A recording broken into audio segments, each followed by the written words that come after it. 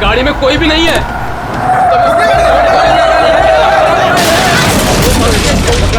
पेड़ से जाके ठोकी थी गाड़ी। आजा।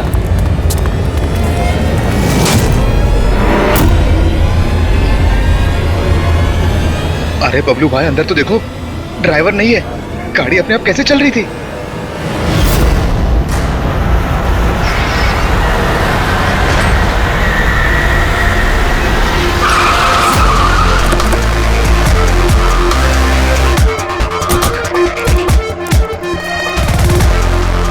सलाम साहब। क्या बात है? एक्सीडेंट के केस में सीआईडी को बुलाया तुम लोगों ने? सर मुझे लगा है नॉर्मल एक्सीडेंट नहीं है, इसीलिए। क्यों? ऐसा क्यों लग रहा है? सर आइए खुद ही देख लीजिए, आइए।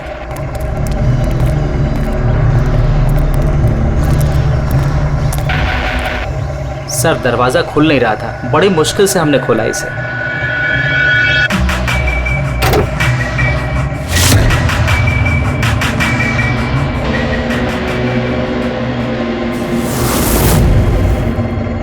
ये पहले किसने देखा? सर इन लोगों ने। मैं देखता हूँ। किसने देखा था पहले? क्या हुआ था? सर ऐसा पहले कभी देखा ही नहीं।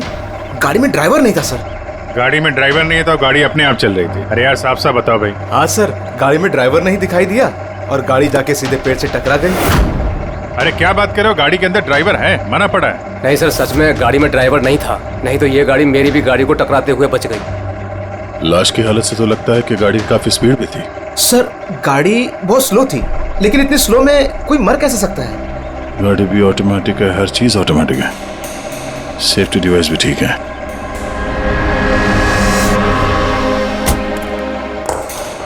ये लोग तो बोल रहे हैं कि इन लोगों ने इसे ड्राइव करते हुए देखा ही नहीं।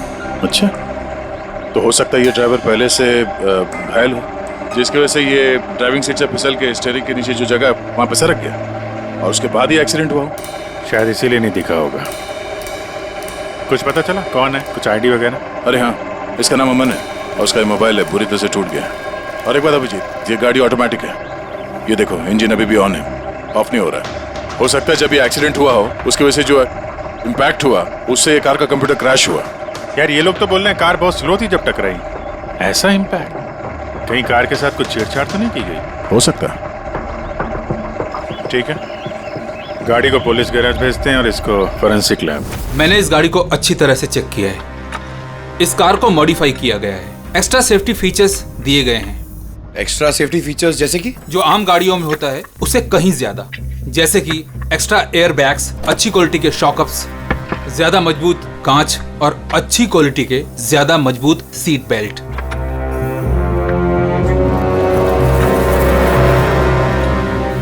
ये देखो, निकोटीन पैच।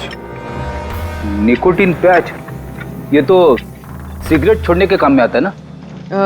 हम गाड़ी के सिस्टम को कंप्यूटर से लिंक कर सकते हैं? जी हाँ मैडम, एक मिनट।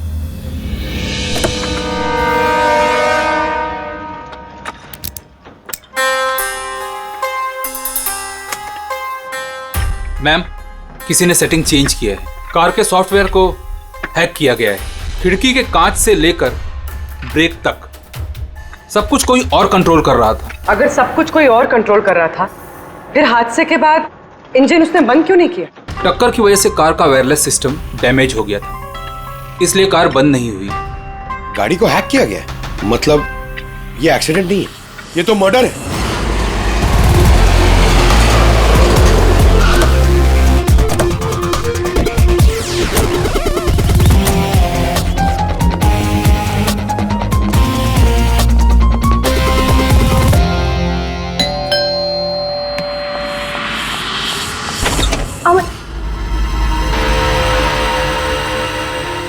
आप लोग? सीआईडी।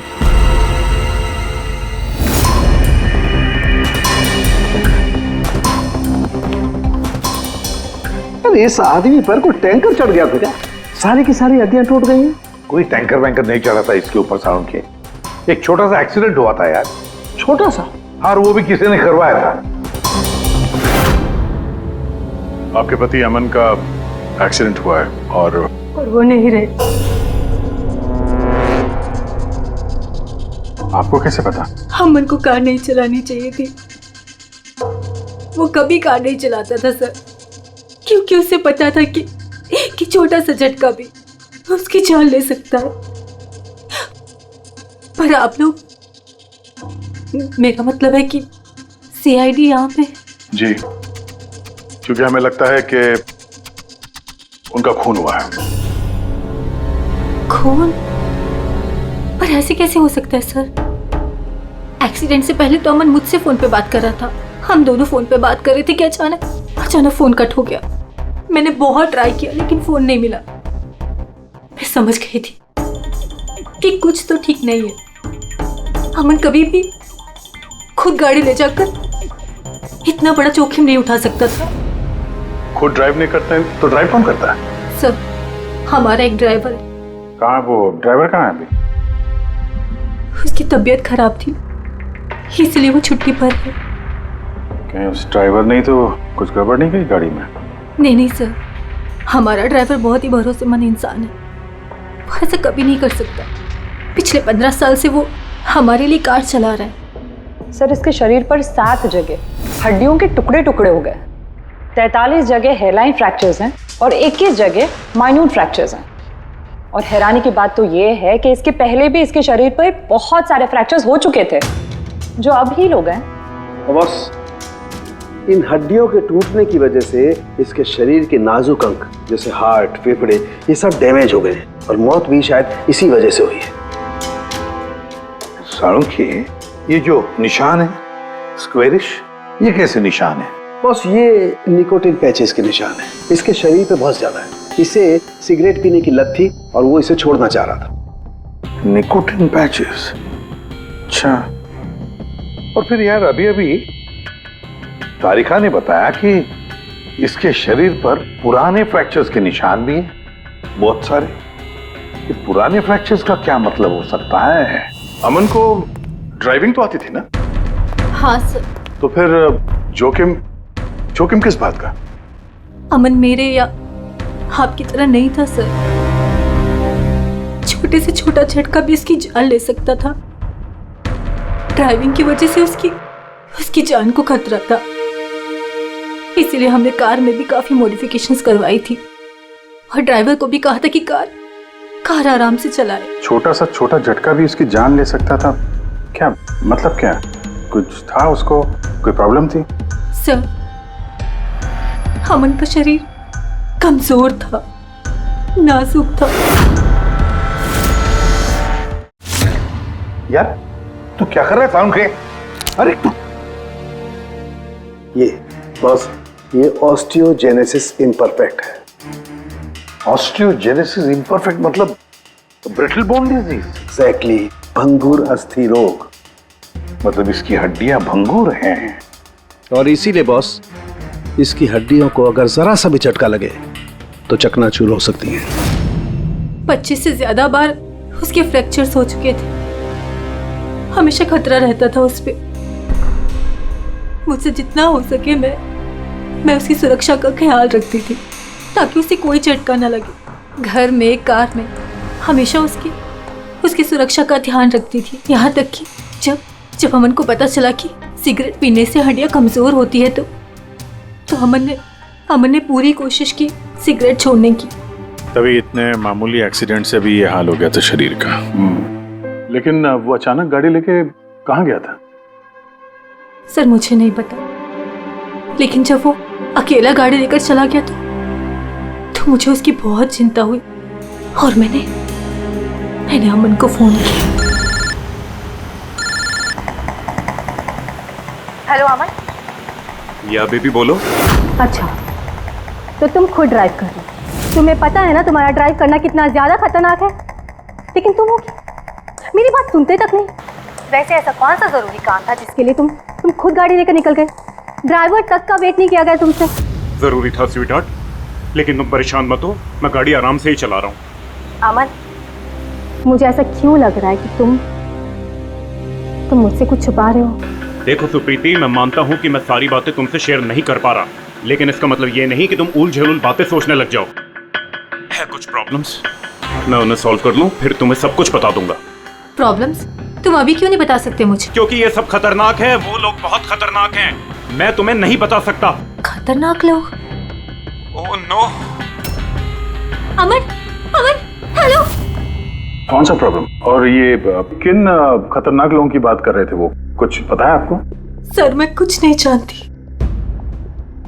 अमन की किसी से कोई दुश्मनी, कोई बिजनेस राइवलरी वगैरह? इस बारे में मुझे कुछ भी पता नहीं, लेकिन हाँ, मयंक और नेहा आपकी शायद कुछ मदद कर सकते हैं। मयंक और नेहा? ये कौन है ये लोग? मयंक पेशे से एक वकील है और अमन का दोस्त भी, और नेहा अमन की सेक्रेटरी थी। अच्छा, ये मयंक का ऑफिस कहाँ है? अमन सर का खून? आप? मैं नेहा, अमन सर की सेक्रेटरी। लेकिन अमन की मौत तो एक्सीडेंट में हुई है ना? जी हाँ, मौत तो एक्सीडेंट में हुई है, लेकिन एक्सीडेंट अपने आप नहीं हुआ है। खैर ये बताइए कि आप दोनों मिस्टर अमन को कब से जानते हो? मतलब कब से काम कर रहे हो उनके साथ? सालों से। हम लोग साथ में काम ही नहीं करते थे, बल्कि बहुत अच्छे दोस्त भी थे। अमन की बीमारी की वजह से ज्यादातर बिजनेस वगैरह मैं ही हैंडल करता था। और नेहा जी आप? सिर्फ मैं और मयंक सर ही तो थे, अमन सर का पूरा बिजनेस संभालते थे। वैसे बिजनेस क्या है उनका? इन्वेस्टमेंट का बिजनेस है। हम लोग अलग अलग कंपनीज में पैसे लगाते थे, और जब वो कंपनीज में मुनाफा होने लगे तो अपना परसेंटेज वापस ले लेते थे। ऐसी 50 कंपनीज है जहाँ पर पैसे लगाए थे अमन ने। किस तरह का कंपनीज में इन्वेस्ट करते थे? वैसे तो कई सारी कंपनीज में पैसे लगाए थे, लेकिन उनकी सबसे ज़्यादा दिलचस्पी 20-30 फार्मास्यूटिकल्स कंपनीज में थी। फार्मा कंपनी या दवाइयों की कंपनी? जी, ये कंपनीज बहुत नुकसान में चल रही थी, लेकिन आपको तो पता ही होगा अमन की बीमारी के बारे में। और ये कंपनीज उसी बीमारी का इलाज निकालने की कोशिश कर रही थी, और अमन का सपना था कि इस बीमारी का इलाज संभव हो जाएगा तो किसी और को वो तकलीफ नहीं उठानी पड़ेगी जो उसे थी। और सर अभी तो उन कंपनीज में फ़ायदा भी होना शुरू हो गया था। कोई दुश्मनी, किसी से कोई लड़ाई झगड़ा? नहीं सर, ऐसा तो कुछ नहीं था। अगर कुछ होता तो वो मुझे ज़रूर बताते थे। अमन की वाइफ का कहना है कि पिछले कुछ दिनों में वो परेशान लग रहा था। आपको जानती? परेशान तो थे, मगर मुझे कुछ बताया नहीं। मुझे लगा काम का प्रेशर होगा बस। आपने बताया था कि दवाइयों की कंपनी जो नुकसान में चल रही थी, उनमें से कुछ को फायदा होने लगा था। सबको नहीं सर, शायद एक को। मुझे उसकी डिटेल चाहिए। जी, मुझे अकाउंट चेक करना होगा। ठीक है। और मुनाफे के अलावा कोई ऐसी बात जो आपको अलग लगी या फिर कुछ अजीब सी हो, वो भी बता दीजिएगा।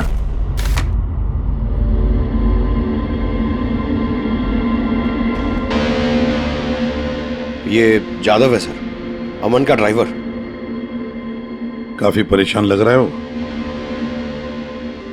देखते हैं।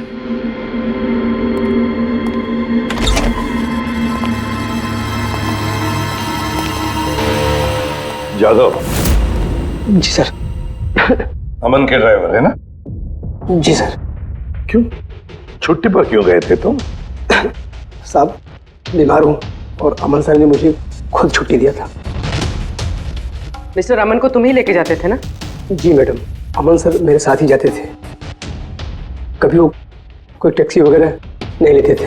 तो फिर तुम तो हमें बता सकते हो कि अमन साहब कहाँ कहाँ जाते थे, है ना? जी जी। ये देखो जादव, ये जगह पर उनकी मौत हुई थी। अब ये जो रास्ता है, ये कहाँ पर जाता है या फिर वो इस रास्ते पर कहाँ जा रहे थे, ये तुम्हें पता है? मुझे नहीं पता है। देखो, हमें पता है कि तुम इसके बारे में जानते हो। तुम्हारी भलाई इसी में है कि सीधे सीधे बता दो। जी मैडम। सुप्रीति मैडम से कुछ कहिएगा मत। वो सड़क के कुछ दूर पे एक मोटेल है, वहां हमेशा वो बार बार जाते थे। मोटेल में बार बार जाते थे? क्यों, इससे मिलने जाते थे? जी साहब, एक मैडम थी।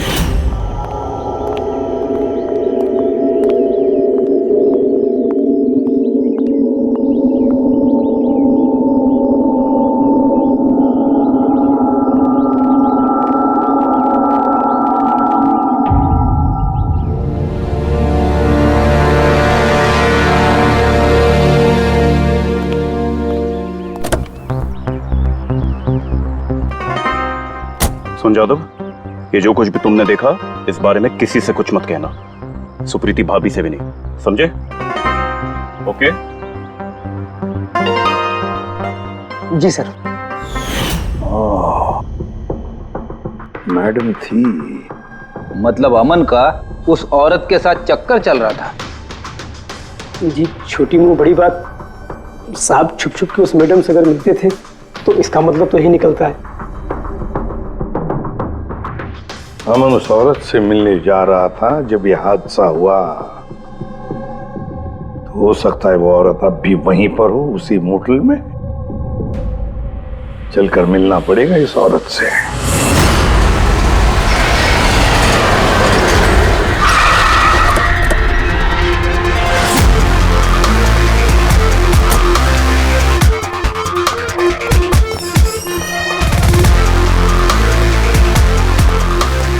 Excuse me? Yes, madam. How can I help you? हम किसी से मिलने आए हैं। लेकिन आप लोग हैं कौन और किससे मिलना है आप लोगों को? हम लोग सीआईडी से। ये आदमी, ये आपके मोटेल में आता जाता रहता है? हाँ मैडम। किससे मिलने आता है? हमारे होटल के रूम नंबर 305 में एक मैडम रुकी हुई है, रूही। वो उनसे अक्सर मिलने आता रहता है। 305? यस सर, वो अभी चेकआउट करने वाली है। ये रूही हाथ से निकलने नहीं चाहिए। कहाँ से जाना है? सर यहाँ से लेफ्ट। पंकज, स्टेयरकेस से जाओ, हम दोनों लिफ्ट से जाते हैं।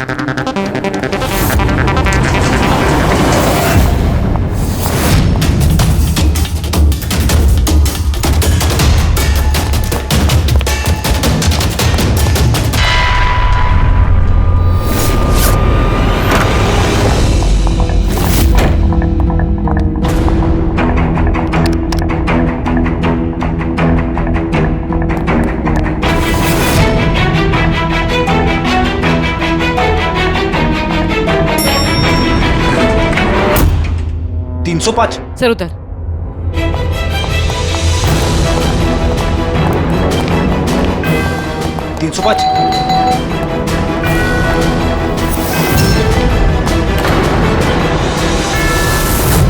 रूही? नो। ए, रुको!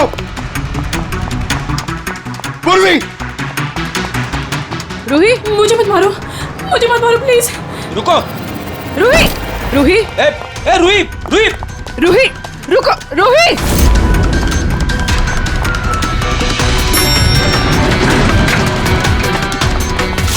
रुक जा। रूही, रुको। रुक जा। रूही, मार दो मुझे, लेकिन तुम लोग भी बच नहीं पाओगे। तुम लोगों का सच सबके सामने आ ही जाएगा। सच? कौन सा सच? मैं सब जान चुकी हूँ तुम लोगों के बारे में, सब जान चुकी हूँ। क्या बोल रही हो तुम? तुम्हें ऐसा क्यों लगता है कि हम तुम्हें मारेंगे? आओ। कौन सा सच? रूही, हम सीआईडी से। सीआईडी?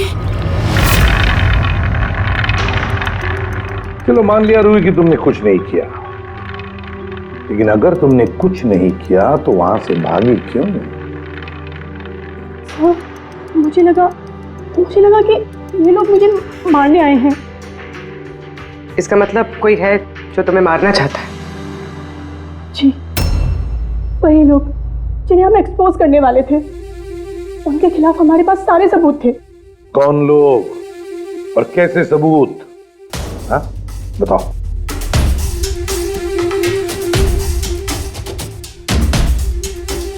इसे तुम जानती हो ना, यमन है ना, इसी के साथ तुम मिलकर काम करती थी, इसी के साथ मिलकर तुम उन लोगों को एक्सपोज करने वाली थी जिसकी वजह से अमन की जान चली गई।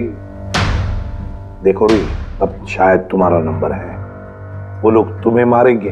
सर मैं मरना नहीं चाहती, मैं मरना नहीं चाहती सर। तो फिर बताओ जल्दी, कौन लोग हैं वो? उनका राज छुपाने से वो तुम्हें छोड़ेंगे नहीं। सर,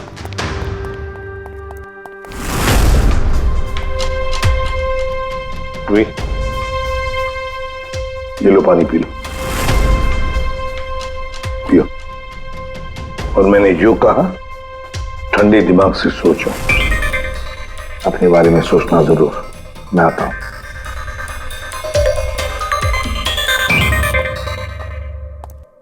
घबराई हुई है, डरी हुई है। लेकिन अब डरने की क्या जरूरत है सर?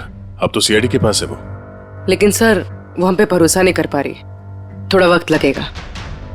से जो अमन का वकील है मयांक, उससे क्या पता चला? सर अमन ने बहुत सारी दवाई की कंपनियों में पैसा लगाया था, लेकिन वो सब की सब घाटे में चल रही थी। एक कंपनी है जिसने अभी अभी फाइनली फायदा करना शुरू किया था, CRM फार्मास्यूटिकल। और सर ताजुब की बात यह है कि अमन ने पिछले हफ्ते ही इस कंपनी के साथ जितने भी डीलिंग्स है वो सब तोड़ दिए, और मयंक भी इस बात से काफी हैरान था। वही तो समझ में नहीं आ रहा है कि इस अमन ने जब ये कंपनी लॉस में जा रही थी तब उसके साथ तो डील नहीं तोड़ा, और जब ये कंपनी प्रॉफिट कर रही है तब डील तोड़ने जा रहा है। और सर वो मयंक से कभी कोई बात छुपाता नहीं था, उसने ये बात मयंक को बताई भी नहीं। हाँ सर, मयंक ने उसका भरोसा तोड़ दिया होगा सर। आओ जरा। रोहित,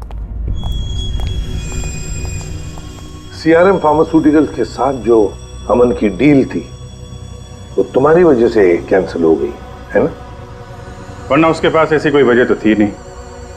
अब सच सच बता दो, ये डील तुमने क्यों तोड़वाई? क्योंकि उसने मेरे भाई का खून किया।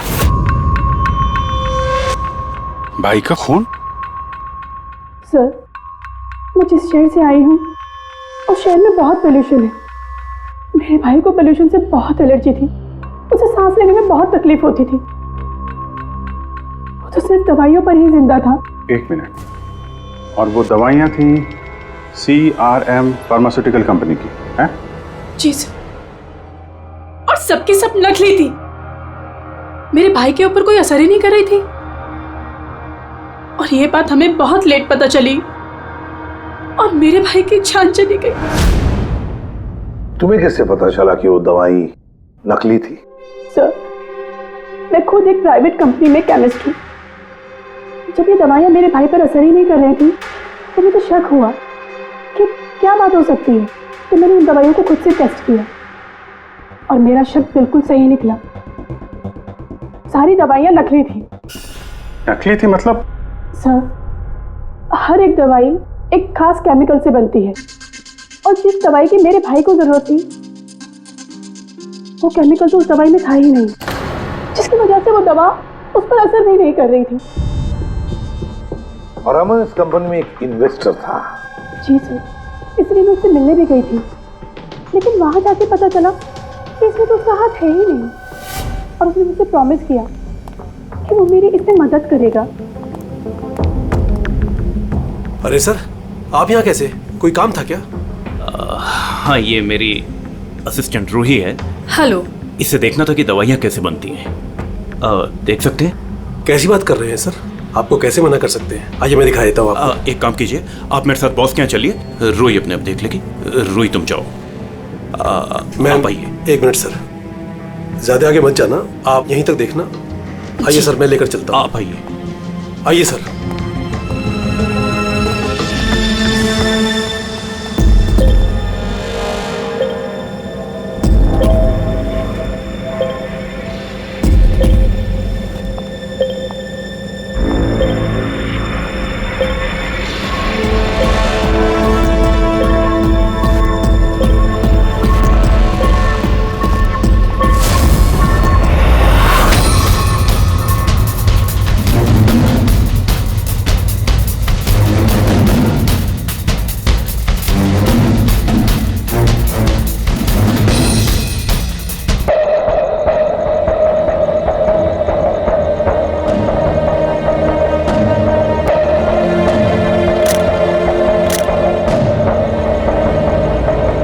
ये तो वही केमिकल है, लेकिन ये लोग यहाँ से बाहर क्यों लेके जा रहे हैं? फिर हमने सारे सबूत जुटा लिए थे और सारे सैंपल्स भी टेस्ट किए थे। एक बात तो पक्की है कि सामन की मौत और CRM फार्मास्यूटिकल्स का कोई ना कोई संबंध जरूर है। कुछ ना कुछ तो गड़बड़ जरूर है। बॉस, इतनी सुरक्षित कार होने के बावजूद इसकी हड्डियां कैसे टूटी ये पता चल गया। अच्छा सर, अमन के खून में से हमें एक ऐसा केमिकल मिला है जिससे एपिलेप्टिक फिट्स आते हैं, मिर्गी का दौरा। माय गॉड, यार अमन को तो ब्रिटल बोन डिजीज था। मिर्गी का दौरा आ जाके वो गिर जाता, उसकी हड्डियां टूट जाती। इसी की वजह से इसकी मौत हुई है। ओह, तो मतलब जिसने भी ये किया वो जानता था अमन के ब्रिटल बोन्स डिजीज के बारे में, उसने बड़े चालाकी से उसका नाजायज फायदा उठाया। पहले उसने अमन की गाड़ी का कंप्यूटर हैक किया और फिर एक्सीडेंट से पहले उसे उस केमिकल का इंजेक्शन दिया जिसकी वजह से उसे मिर्गी का झटका आ जाए। उसे मालूम था अमन किसी भी हालत में बच ही नहीं सकता। अगर मिर्गी का झटका आ जाता तो वो गिर जाता, जिसकी वजह से उसकी हड्डियां टूट जाती और वो मर जाता। अगर उसमें से भी बचता तो कार के एक्सीडेंट में से तो बच ही नहीं सकता था वो। समझ कि मिर्गी का दौरा पड़ने वाला जो ड्रग है कितनी देर बाद असर करता है? बस कुछ घंटे तो लगते हैं। मतलब ये ड्रग अमन को एक्सीडेंट से कुछ घंटे पहले ही दिया गया था। सर कहीं ऐसा तो नहीं कि किसी ने इसे नींद में इंजेक्शन दे दिया हो सकता है। बस एक काम करते हैं, इस अमन की बॉडी को फिर से एक बार अच्छी तरह से चेक करते हैं, देखते हैं कहीं कोई इंजेक्शन का निशान तो नहीं है। तारिका? Yes sir. अच्छा साहब, की सीआरएम कंपनी की नकली दवा के बारे में क्या पता चला? बॉस, उन नकली दवाइयों में एम्फेड्रिन नहीं है। ओह, मतलब रूही सही कह रही थी। सर ये कुछ केमिकल्स की लिस्ट है जो सीआरएम कंपनी ने पिछले महीने मंगाई थी। माय गॉड बॉस, इसमें तो वो केमिकल सबसे ज्यादा मात्रा में जो सीआरएम की दवाई में होना चाहिए था, 500 गैलन। 500 गैलन तो बहुत बड़ी गड़बड़ है, बहुत ही बड़ी गड़बड़ है। पंकज, अभिजीत और दया से कहो कि वो सीआरएम कंपनी में जाए और वहां से मुझे फोन करें। और फ्रेडी, तुम और पूर्वी अमन के घर जाओ और पता लगाओ एक्सीडेंट के दिन अमन से कौन कौन मिलने आया था। इंजेक्शन? सर, अमन तो इंजेक्शन से बहुत डरता था। ऐसा हो ही नहीं सकता कि वो खुद को इंजेक्शन लगा ले। अपने आप नहीं लगवाया होगा तो किसी डॉक्टर से लगवाया होगा। नहीं सर, अमन तो इंजेक्शन के नाम से कोसों दूर भागता था और उसकी हेल्थ बिल्कुल ठीक थी। अगर कोई भी प्रॉब्लम होती तो वो कम से कम मुझे बताता। किसी और से नहीं लगवाया, खुद नहीं लगाया, तो फिर वो केमिकल उसके खून में पहुंचा कैसे?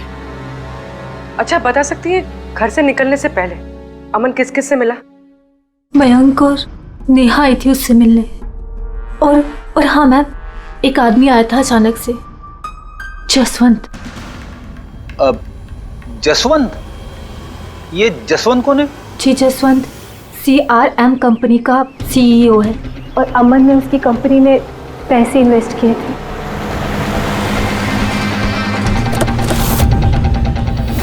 मिस्टर जसवंत, आप अमन के घर गए थे उससे मिलने के लिए उसके एक्सीडेंट के कुछ घंटे पहले?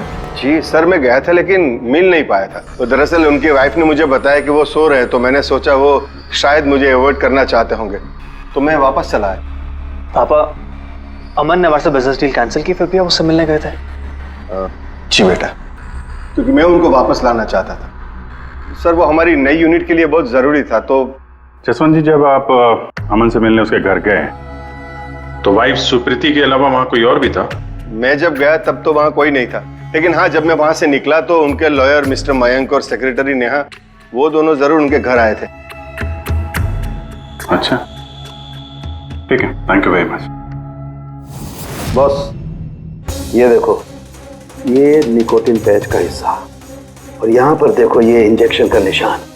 खूनी ने यहीं से वो मिर्गी के दौरे वाला इंजेक्शन इसे दिया है। इसका ये हिस्सा सुन्न करके, हाँ, और वो इस पैच के जरिए। इसे इमला पैच कहते हैं। इमला पैच?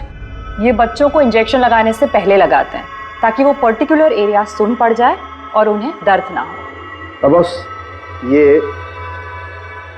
इमला पैच और ये निकोटिन वाला पैच, ये देखो बस, ये दोनों पैच एक जैसे दिखते हैं, बिल्कुल एक जैसे। हाँ, खूनी ने इस निकोटिन वाले पैच की जगह ये एमला पैच इसके हाथ पर लगाया, इसके हाथ का ये हिस्सा सुन्न कर दिया और बाद में मिर्गी के दौरे वाला इंजेक्शन यहाँ से लगा दिया, शायद तब जब वो सो रहा था। हाँ सर, ये कर कौन सकता? जसवंत तो एक हफ्ते से अमन को मिला भी नहीं। तो फिर सर वो मयंक या फिर नेहा, वो तो नहीं। पंकज, ये खेल कौन खेल रहा है तो हम पता लगा ही लेंगे। अब हम भी एक खेल खेलेंगे, एक ऐसा खेल जिसमें जीत सिर्फ हमारी ही होगी, हमारी जीत।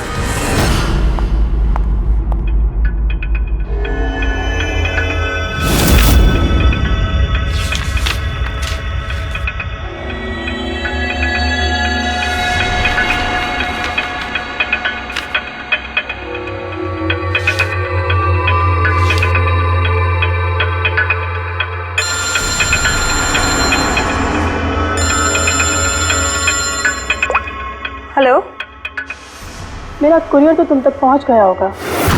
कौन है तुम? और ये सब मुझे क्यों भेजा है? तुम लोगों ने अमन को तो मार डाला, लेकिन तुम लोग मुझ तक नहीं पहुंच सकते। अगर तुम लोग चाहते हो कि मैं अपना मुंह बंद रखूं, तो मुझे 5 करोड़ रुपए देने होंगे। ये क्या बकवास कर रही हो? मुझे इन सब के बारे में कुछ नहीं पता। वो तो जब ये सबूत पुलिस तक पहुंच जाएंगे तो तुम्हें खुद ब खुद पता चल जाएगा कि मैं क्या कह रही हूँ और क्या बोल रही हूँ। देखो देखो देखो, मैं कुछ इंतजाम करता हूँ, मुझे थोड़ा सा टाइम दे दो। ठीक है, तुम्हें 2 दिन का वक्त मिलता है, मैं फिर कॉल करूँगी।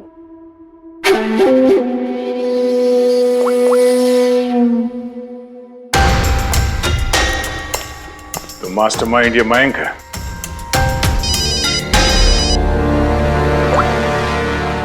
हेलो अभिजीत सर, मैं मयंक बोल रहा हूँ। सर, मुझे एक कोरियर आया और एक लड़की का फ़ोन भी आया और उसने मुझसे 5 करोड़ रुपए मांगे, तो मैंने सोचा ये बात आपको बता दूं। नहीं, बहुत अच्छा किया तुमने, मैं देखता हूँ। Thanks. Thank you so much. Mayank का फ़ोन था। उसने उस कुरियर रूही के बारे में बताया सर, और उसने ये भी कहा कि उसने जानबूझ के समय मांगा ताकि हम इस तक पहुँच सके। तो ये मयंक नहीं बल्कि कोई और ही है।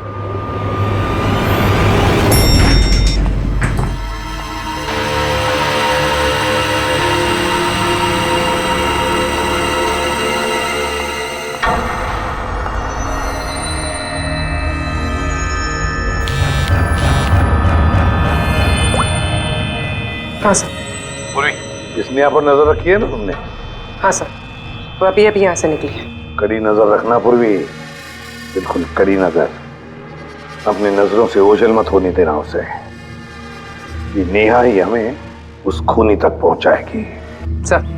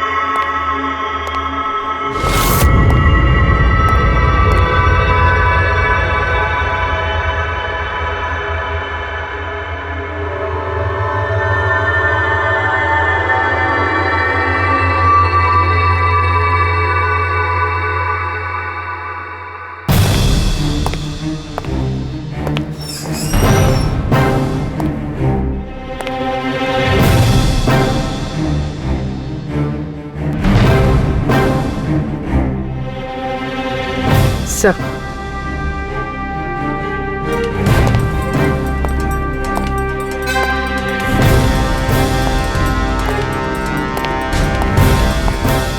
क्या हुआ? इतनी जल्दी में क्यों बुलाया? क्या है ये सब? ये सब क्या है? तुमने तो कहा था कि किसी को कुछ पता नहीं चलेगा। फिर हमारे बारे में ये लड़की सब कुछ कैसे जानती है? डोंट वरी बेबी, मैं सब संभाल लूंगा। मैं हूं ना, जैसे उस अमन को ठिकाना लगाया वैसे इस लड़की को भी ठिकाना लगा दूंगा। तुम टेंशन मत लो, okay?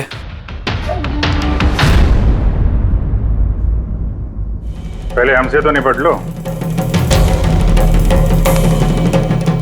You are under arrest, Mr. Ashwin.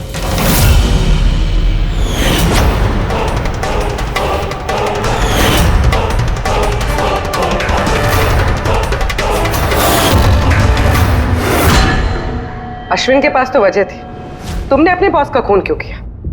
हम दोनों एक दूसरे से प्यार करते। जब मुझे पता चला कि अमन सर सीआरएम फार्मास्यूटिकल की जांच कर रहे हैं, तो ये बात मैंने अश्विन को बता दी ताकि वो लोग अपनी गलतफहमियां दूर कर सके। लेकिन इसने तो अमन को ही दूर कर दिया। क्यों अश्विन? मैं जानता था कि अमन को कुछ समझाने का कोई फायदा नहीं होगा। वो तो हमें जेल भिजवा के ही रहता। तुमने मेरे भाई को मारा, अमन का खून किया और ना जाने कितने मासूमों की जान ली होगी तुमने अपनी इन नकली दवाइयों से। बिजनेस में बहुत घाटा हो रहा था, नुकसान पे नुकसान हो रहा था। डैड नहीं मानते, इसलिए उनको बिना बताए मैंने केमिकल्स को नॉर्थ इंडिया के प्लांट में बेचना शुरू कर दिया। उससे हम नशा बनाते थे, थोड़ा प्रॉफिट हो ही रहा था कि अमन ने सारा खेल बिगाड़ दिया। सिर्फ फायदे के लिए दवाइयों की जगह पे तुम ये जहर बनाने लगे थे, हाँ? मुझे कंपनी की हालत पता थी। मैंने अमन सर को अश्विन से मिलाया था ताकि वो कंपनी में इन्वेस्ट करके उसे डूबने में बचा सके। और अमन खुद को तुम लोगों से बचा नहीं पाया। ये सब कुछ मैंने अपने प्यार के लिए किया।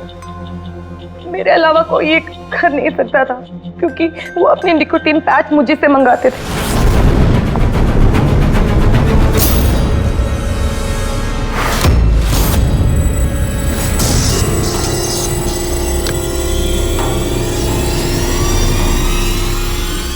उसके अगले दिन जब हम अमन के घर पर गए।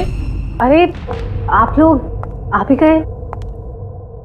पर अमन तो सो रहे हैं। अगर कुछ इम्पोर्टेंट काम है तो मैं जगा देती हूँ। नहीं कोई बात नहीं, हम इंतजार करेंगे। ओके, मैं अभी आती हूँ।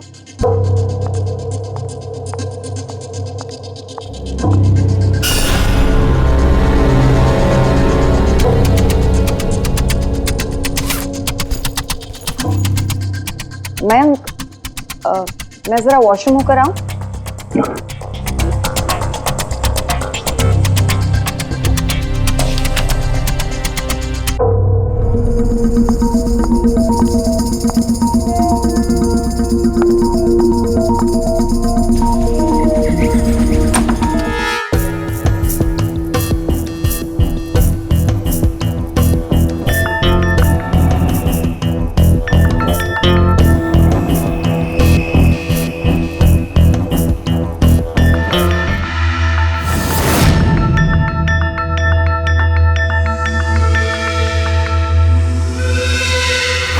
और वो दौरा उसकी कमजोर हड्डियों के लिए जानलेवा बन गया। और तुम चीफ टेक्नोलॉजी ऑफिसर, तुमने रिमोट कंट्रोल से अमन के कार के कंप्यूटर को हैक कर दिया और उसका एक्सीडेंट करवाया। कमाल का दिमाग पाया है तुम लोगों ने, कमाल का दिमाग। काश यही दिमाग किसी अच्छे कामों में इस्तेमाल करते तो देश का भला हो जाता, समाज का भला हो जाता। पर नहीं, तुम्हारे इस टेढ़े दिमाग ने दो मासूम लोगों की जानें ली और पता नहीं कितने सैकड़ों लोगों की मौतें हुई तुम्हारी इस गलत दवाइयों की वजह से। तुम्हें तो कड़ी से कड़ी सजा होगी, शायद फांसी होगी तुम्हें।